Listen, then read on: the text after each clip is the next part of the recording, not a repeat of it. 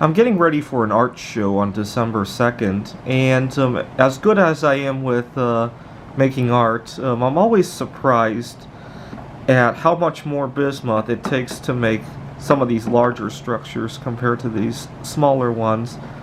So I have a pyramid mold that is an upside down pyramid, and you can fill it up as high as 10 steps. And usually, as I get toward the end of a batch of bismuth, I'll pour a few small ones. I'll sometimes pour a few small ones before I get there too.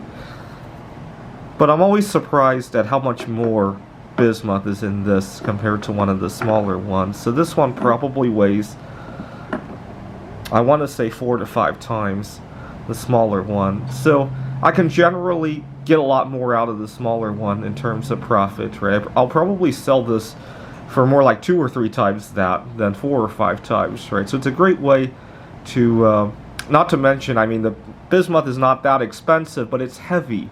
Having to lug it around, I could get a lot more out of this, right?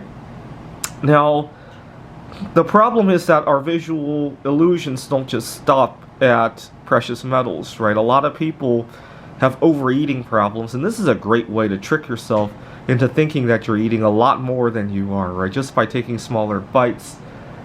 Now the problem is I work with a lot of colleagues who take time off very differently than I do. They like to take entire weeks and 2 weeks off to go to Disneyland.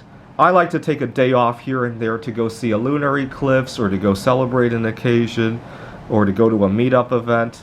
And in my boss's eyes, these things stick out like eyesores compared to these things, right? Because there's a lot more of them. And so even though at the end of the year we might have taken the same number, actually I tend to take a lot fewer days off if I got it my way, because a lot of times I'm only taking a few hours off, right?